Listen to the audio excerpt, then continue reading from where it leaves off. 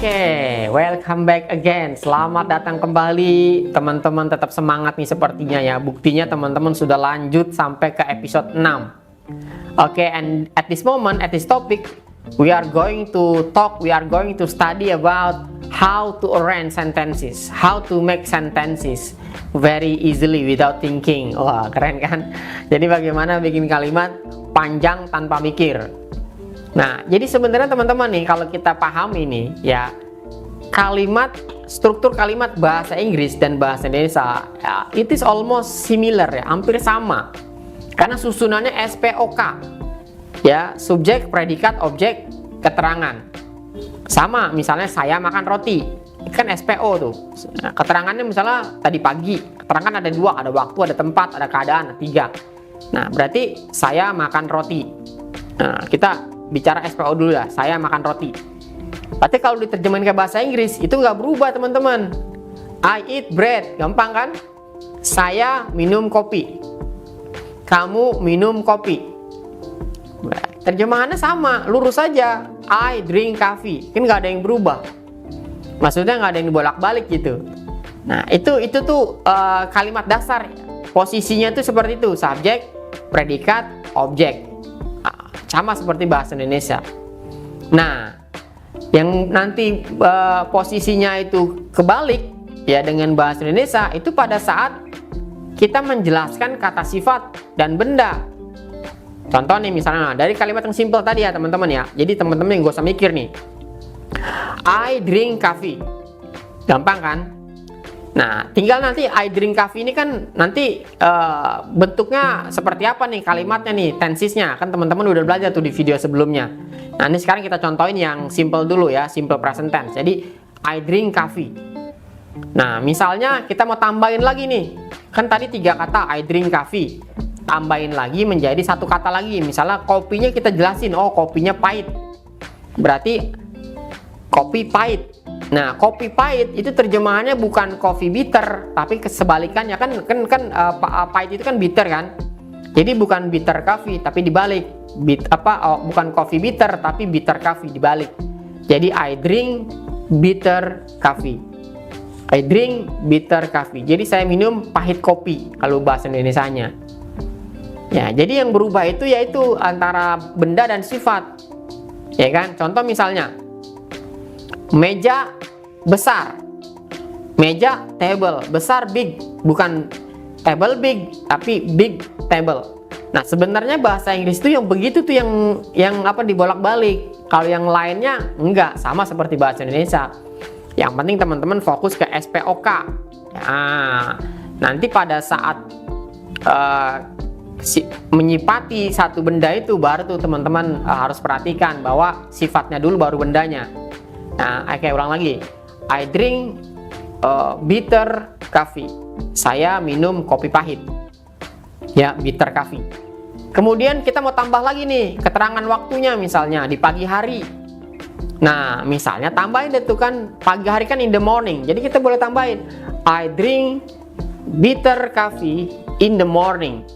Nah, keterangan tempat maksud saya keterangan waktu ini teman-teman nih, in the morning itu boleh juga di depan, di awal kalimat. In the morning I drink bitter coffee. Nah, jadi tuh keterangan waktu, keterangan tempat, keterangan keadaan itu nggak apa-apa ada di depan, ada di belakang. Ya kan? Jadi in the morning I drink bitter coffee.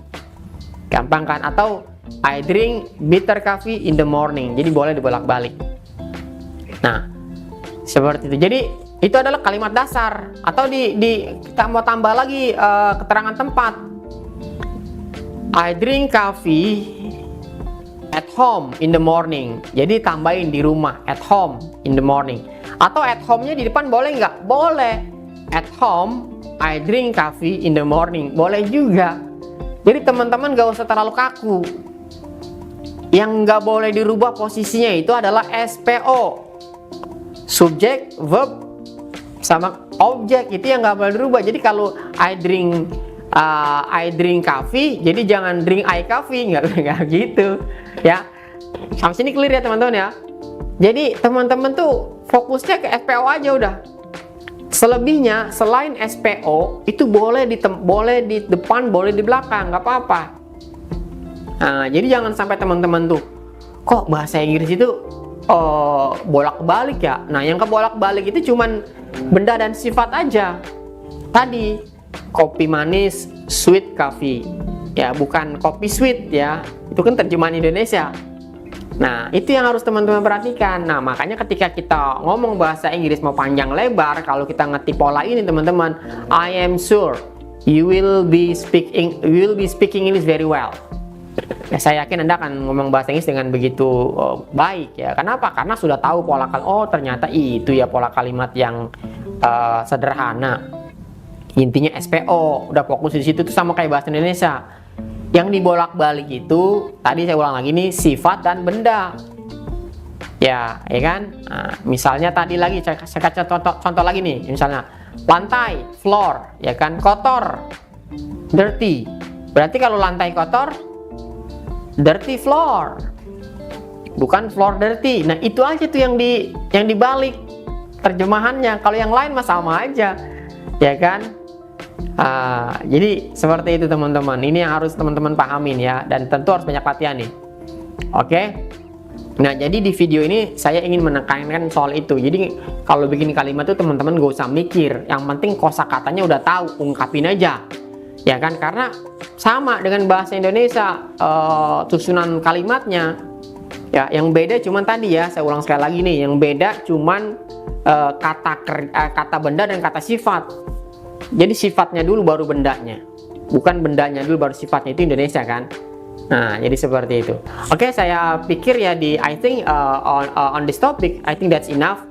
Ya, semoga apa yang saya sampaikan ini teman-teman bisa mendapatkan clue-nya, dan yang paling penting setelah ini teman-teman langsung action bahwa oh iya juga ya, ternyata bikin kalimat itu gampang dan sederhana. Ya, SPO aja fokusnya. Selebihnya boleh di depan, boleh di belakang. Oke? I think that's enough. Thank you very much. See you on next videos.